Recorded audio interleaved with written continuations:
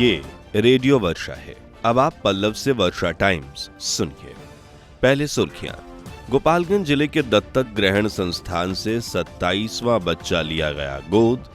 महिलाएं हो रही हैं जिले भर में सशक्त। 14वें प्रखंड में हुआ महिला संवाद। कड़ी निगरानी में होमगार्ड भर्ती प्रक्रिया हुई शुरू। और पुलिस कप्तान के छुट्टी पर जाने के बाद नए एसपी नवजोत सिम्मी ने किया योगदान। अब वर्षा टाइम्स विस्तार से। जिले में संचालित दत्तक ग्रहण संस्थान लगातार लोगों को नई खुशियां दे रहा है। विशिष्ट दत्तक ग्रहण संस्थान हजियापुर गोपालगंज में प्रशांत मिश्र, सहायक निदेशक जिला बाल संरक्षण इकाई गोपालगंज की अध्यक्षता में दत्तक ग्रहण समिति की बैठक आयोजित की गई। गोपालगंज जिले से 27वां बच्चा कोलकाता के निवासी निसंतान दंपति को प्री एडॉप्टेशन फॉस्टर में देने का निर्णय लिया गया। 8 सप्ताह दंपति के पास रहने के उपरांत जिला पदाधिकारी द्वारा दत्तक ग्रहण का अंतिम आदेश समन्वयक विशिष्ट दत्तक ग्रहण संस्थान गोपालगंज द्वारा केस फाइल करने के बाद दिया जाएगा। बैठक में बाल कल्याण समिति के अध्यक्ष एवं सदस्यगण, वरिष्ठ शिशु रोग विशेषज्ञ डॉक्टर मंकेश्वर कुमार सिंह, समन्वयक विजय कुमार आदि उपस्थित रहे।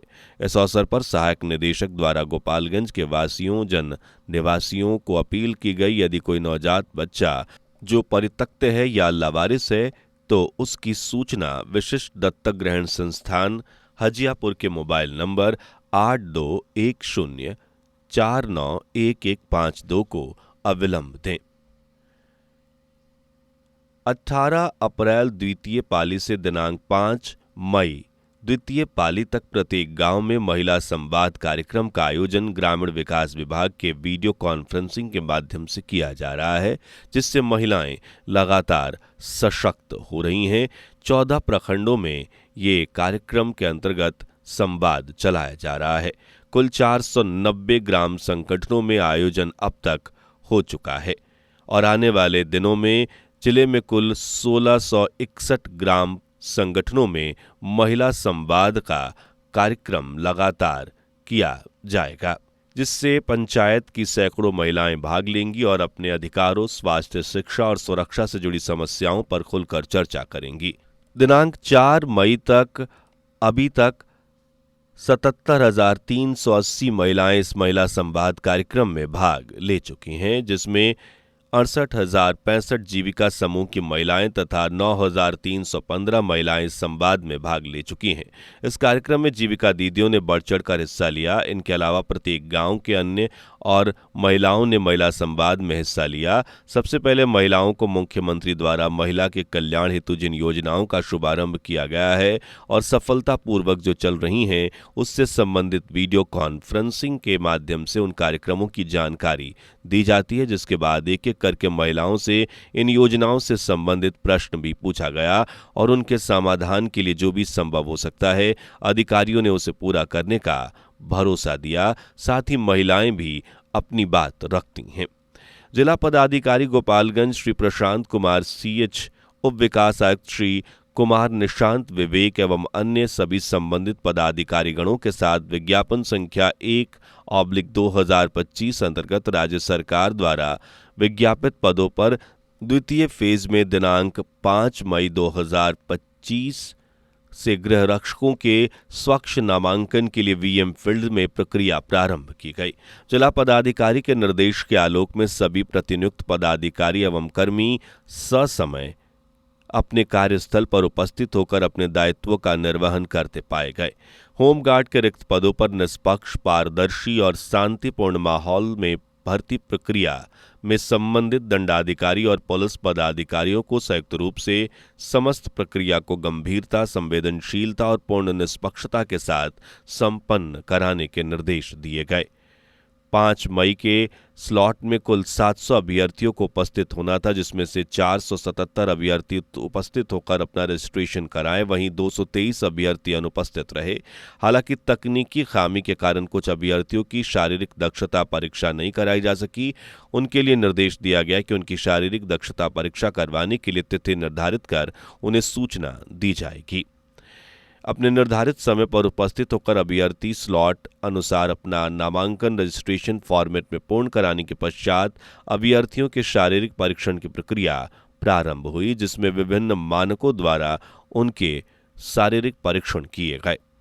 जिले के एसपी अवधेश दीक्षित की लंबी छुट्टी पर जाने के उपरांत नए एसपी के रूप में नवजोत सिम्मी ने सोमवार को जिला मुख्यालय में योगदान दिया। नई एसपी नवजोत सिम्मी वर्ष 2017 बैच की आईपीएस अधिकारी हैं। बता दें कि एसपी श्री दीक्षित कुछ व्यक्तिगत काम को लेकर महीने भर की छुट्टी पर चले गए हैं, जिसके बाद गृह विभाग द्वारा इनके नाम की अधिसूचना जारी की गई है। बीते रविवार की शाम छत्रपति शिवाजी समाज कल्याण ट्रस्ट की बैठक शिवाजी चौक के पास आयोजित की गई। बैठक में कई मुद्दों पर चर्चा हुई और उसके निराकरण के लिए सबका मंतव्य भी लिया गया। अन्य कई मुद्दों पर भी आगे चर्चा की गई। अगर कोई गरीब लाचार महिला और पुरुष मिलते हैं तो उनकी आंखों का ऑपरेशन संस्था मुफ्त में करेगी। प्रत्येक वर्ष 20 गरीब बच्चों की पढ़ाई का जिम्मा भी संस्था उठाएगी और उन्हें तब तक शिक्षित किया जाएगा जब तक वो अपने पैरों पर खड़े ना हो जाएं। गरीबों के लिए जहां तक हो सके कपड़े की व्यवस्था की जाएगी। जो भी गरीब बच्चे पढ़ना चाहते हैं उनका नामांकन कराया जाएगा, चाहे वो इंग्लिश मीडियम हो या हिंदी मीडियम। प्रत्येक दूसरे रविवार को परिसर में कोई ना कोई चिकित्सक आएगा और गरीबों का इलाज करेगा, उससे मुफ्त दवा वितरण किया जाएगा। अन्य कई निर्णयों पर भी चर्चा की गई। राजद महागठबंधन के साथ मिलकर इस बार बिहार की गद्दी से भाजपा जदयू को उखाड़ फेंकेगा। राजद का एक एक कार्यकर्ता लड़ेंगे और जीतेंगे। अपना मूल मंत्र मान मैदान में उतरेंगे। ये बातें पूर्व मंत्री एवं विधायक जितेंद्र कुमार राय ने सोमवार को दिगवा दुबौली में आयोजित सामाजिक न्याय परिचर्चा को संबोधित करते हुए कही। श्री यादव ने कहा कि आज पूरे बिहार में अपराध, भ्रष्टाचार, लूट खसोट, चोरी, छिनताई, बलात्कार चरम पर है। भ्रष्टाचार का आलम इतना बढ़ गया है कि थाना, प्रखंड, अंचल कार्यालय में बिना सरकारी बाबू को चढ़ावा चढ़ाए एक भी कार्य नहीं होता। दाखिल खारिज, जन्म मृत्यु प्रमाण पत्र, आवास योजना से लेकर संस्थागत भ्रष्टाचार चरम सीमा पर है। थाने में पीड़ित व्यक्ति को आवेदन नहीं लिया जाता है। बैकुंठपुर के विधायक प्रेम शंकर यादव ने कहा कि वर्तमान नीतीश सरकार से बिहार की जनता पूरी तरह से ऊब गई है।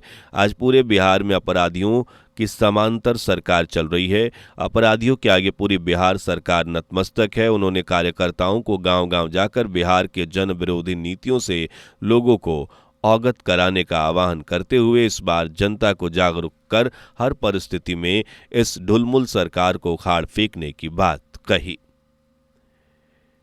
हमारे फुलवरिया संवाददाता ने जानकारी दी कि क्षेत्र के पैकौली नारायण गांव स्थित नवनिर्मित शिव हनुमान मंदिर में श्री शिव हनुमत प्राण प्रतिष्ठा एवं रुद्र महायज्ञ के लिए सोमवार को हाथी घोड़े और बैंड बाजा के साथ 5100 श्रद्धालुओं ने कलश यात्रा निकाली, जहां मुख्य यजमान धर्मेंद्र शर्मा दंपति के अलावा शिक्षक मनोज कुमार, राम मोहन प्रसाद सन्यासी और डॉक्टर सुरेंद्र प्रसाद के नेतृत्व में महायज्ञ स्थल से श्रद्धालुओं ने हाथ में कलश लेकर बथुआ बाजार, मीरगंज सड़क से विभिन्न गांव का भ्रमण करते हुए लाइन बाजार टोला पोखरा स्थित तालाब से जल भरा, साथ ही जल भरकर महायज्ञ स्थल पर पहुंचे। इस दौरान शुभारंभ में कई बेहतरीन झांकियां भी देखने को मिली। फुलवरिया में अब भूमिहीनों को आवास भूमि के लिए दर दर की ठोकरें नहीं खानी पड़ेगी। उनके सुरक्षा और आवास के लिए भूमि की व्यवस्था सरकार स्वयं कर रही है। इस संबंध में सरकार अभियान चला रही है, जहां क्षेत्र के विभिन्न गांव में रहने वाले 18 भूमिहीनों के बीच आवास के लिए 54 डिसमिल जमीन अंचल कार्यालय द्वारा आवंटित की गई, जिसका कागजात उन्हें उपलब्ध कराते हुए दखल कब्जा दिला दिया गया। सीओ की श्रेणी 2 भूमिहीनों के प्रति परिवार 3 डिसमिल भूमि उपलब्ध कराया गया। इसकी जानकारी देते हुए सीओ बिरबल वरुण कुमार ने बताया कि वैसे भूमिहीन परिवार जो सड़कों के किनारे सरकारी भूमि पर अपना अस्थायी फूस की झोपड़ी का आवास बनाकर गुजर बसर करते थे, उन्हें इस अभियान के तहत बसेरा 2 के तहत जमीन बंदोबस्त का लाभ दिया गया है। सरकारी काम के स्तर पर गांव में नल के जल को पहुंचाने का 100% दावा होता है, परंतु सच्चाई गांव में पहुंचने पर दिखाई देती है। इसका प्रत्यक्ष उदाहरण बिहार के पूर्व मुख्यमंत्री का सरिया इख्तियार गांव है। इस गांव में जिस वार्ड में भूतपूर्व मुख्यमंत्री अब्दुल गफूर का घर है, उसी वार्ड में पेयजल आपूर्ति ठप है। यह तो एक उदाहरण है। पूरे जिले में करीब 20% वार्डों में नल से जल की आपूर्ति ठप पड़ गई है। कहीं पानी की टंकी फटी पड़ी है तो कहीं पाइप फूट चुका है, कहीं नल की टोटी खराब है तो कहीं मोटर में गड़बड़ी चल रही है। कई मुखिया ने नल जल और टूल्स को अपनी परिसंपत्ति मानकर घर में ही लगा लिया है और जनता भाड़ में पड़ी है। डर के मारे मुखिया से कोई पूछता नहीं कि नल जल योजना का पानी चालू करवा दीजिए। भीषण गर्मी है और पानी के लिए दिक्कत है। यह गांव में बड़ा मुद्दा बनता जा रहा है। मुख्यमंत्री 7 निश्चय में शामिल हर घर नल का जल योजना में जिले में 99.96% का लक्ष्य प्राप्त करने का दावा किया गया था। सरकारी आंकड़ों के अनुसार जिले के 14 प्रखंडों की 230 पंचायतों में 2,940 वार्डों में जल आपूर्ति जारी है। जिला पंचायती राज विभाग के कार्यालय की रिपोर्ट के अनुसार जिले में कुल 2,941 वार्डों में हर घर नल का जल योजना शुरू की गई। वर्तमान समय में मैस्थावे प्रखंड के एक वार्ड को छोड़कर पूरे 2,940 वार्ड में इस योजना का कार्य पूर्ण करने का दावा है, लेकिन धरातल पर नल जल योजना की स्थिति काफी दयनीय है। फुलवरिया पुलिस ने एक बड़ी कार्रवाई करते हुए कुख्यात शराब माफिया अजय राम को मीरगंज थाना क्षेत्र के दूबे सरिस्वा गांव से गिरफ्तार कर लिया। अजय राम लंबे समय से फरार चल रहा था। फुलवरिया पुलिस ने रविवार की रात मीरगंज थाने के दूबे सरिस्वा गांव में छापेमारी कर इसे गिरफ्तार किया। पुलिस को ये चकमा देकर हर बार फरार हो जाता था, लेकिन इस बार योजनागत तरीके से इसे गिरफ्तार किया गया है। मीरगंज में एक माह के अंदर चोरों ने दूसरी बार चोरी की बड़ी घटना को अंजाम देकर नगरवासियों की नींद उड़ा दी है। ताजा मामला शहर के नरैनिया मोहल्ले की बताई जा रही है, जहां इस तरह की घटना को अंजाम दिया गया है। चोरों ने 20 लाख के आभूषण समेत 3 लाख कैश चोरी कर ली है। मीरगंज शहर में स्मैक के विरुद्ध अभियान चलाकर स्मैक बेचने और उसका सेवन करने और अन्य संदिग्ध परिस्थितियों में संलिप्त पाए जाने वाले 19 लोगों को हिरासत में लिया। वरीय पदाधिकारियों के आदेश पर चलाए गए इस अभियान में पुलिस को बड़ी सफलता मिली। हिरासत में लिए गए लोगों में 19 वर्षीय मासूम अली पिता बाबूजान जैसे 25 से 30 साल के बीच के युवाओं को गिरफ्तार किया गया है। अब अंत में सुर्खियां एक बार फिर। गोपालगंज जिले के दत्तक ग्रहण में 27वां बच्चा लिया गया गोद। महिलाएं हो रही हैं सशक्त। 14 प्रखंड में हुआ महिला संवाद। कड़ी निगरानी में होमगार्ड भर्ती प्रक्रिया शुरू और पुलिस कप्तान की छुट्टी पर जाने के बाद नए एसपी नवजोत सिम्मी ने किया योगदान। इसके साथ ही वर्षा टाइम्स का ये अंक समाप्त हुआ। नमस्कार।